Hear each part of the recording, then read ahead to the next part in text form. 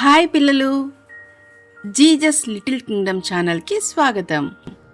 యాకోబు లేయా రాహేలులను వివాహం చేసుకున్న తరువాత రాహేలును ఎక్కువగా ప్రేమించాడు, లేయాను ద్వేషించాడు. యెహోవా లేయా ఎక్కువ ద్వేషించబడుట చూచి ఆమె గర్భమును తెరిచాడు. రాహేలు గొడ్రాలై ఉన్నింది. లేయాకు మొదటి కుమారుడు పుట్టాడు. అతనికి రూబేను అను పేరు పెట్టింది. ఇప్పుడు నా భర్త నన్ను ప్రేమిస్తాడేమో అని ఆమె ఆశించింది.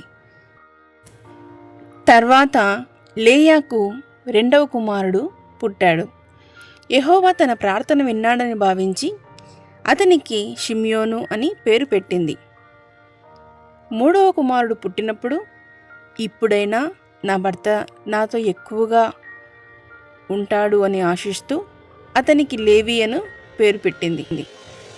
నాలుగవ కుమారుడు పుట్టినప్పుడు లేయా తన మనస్సును దేవుని వైపు త్రిప్పి ఈసారి యెహోవాను స్తుతిస్తాను అంది.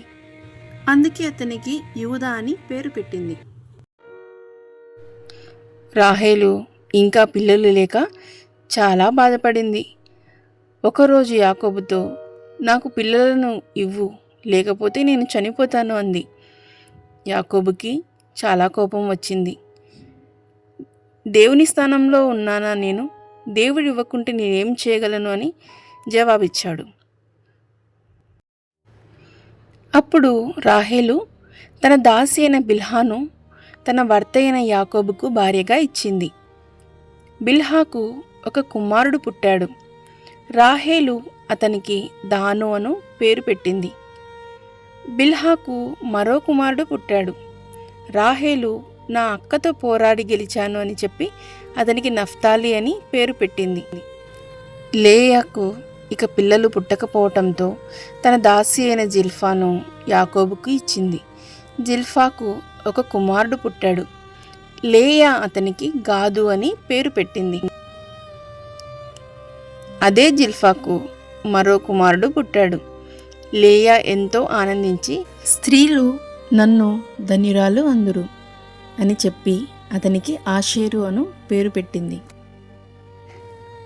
గోధుమల కోత సమయంలో రూబేను పుత్రదాత వృక్షపు పండ్లు తీసుకుని వచ్చాడు. తన తల్లి అయిన లేయాకు అవి అందించాడు. రాహేలు వాటిని అడిగింది. లేయా, నా భర్తను తీసుకున్నావు, సరిపోలేదా? నా కుమారుడు నా కొరకు తీసుకుని వచ్చిన పుత్రదాత వృక్షపు పండ్లు కూడా తీసుకుందువా అని అంటుంది. అందుకు రాహేలు, ఆ పండ్లకు బదులుగా ఈరోజు నా భర్తను నీకు ఇస్తాను అని చెప్తుంది. అందుకు ఇద్దరూ ఒప్పుకున్నారు. తర్వాత దేవుడు లేయాను జ్ఞాపకం చేసుకున్నాడు.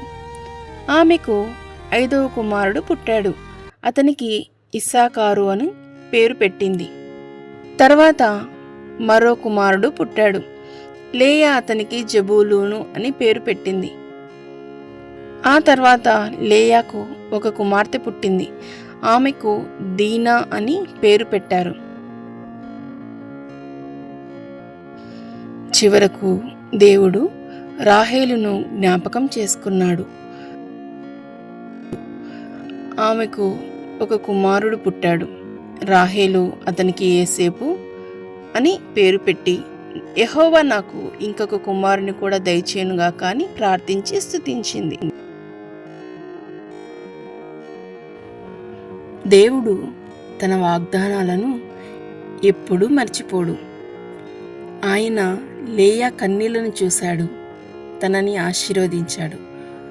ఒక్కొక్క బిడ్డ పుట్టిన కొద్దీ యాకోబు కుటుంబం దేవుని ఆశీర్వాదాలతో పెరుగుతూ వచ్చింది. దేవుడు రాహేలు చేసిన ప్రార్థనను ఆలకించాడు. చివరకు రాహేలు కూడా యోసేపు అనే కుమారుణ్ణి పొందింది. మనకు దేవుని సమయం ఆలస్యంగా అనిపించవచ్చు, కానీ ఆయన సమయం ఎప్పుడూ పరిపూర్ణమైనదే.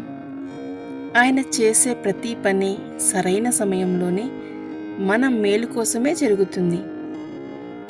నెక్స్ట్ స్టోరీలో యాకోబు తన కుటుంబంతో కలిసి లాబాను ఇంటిని విడిచి దేవుడు పిలిచిన స్వదేశం వైపు తన గొప్ప ప్రయాణాన్ని ప్రారంభించాడు.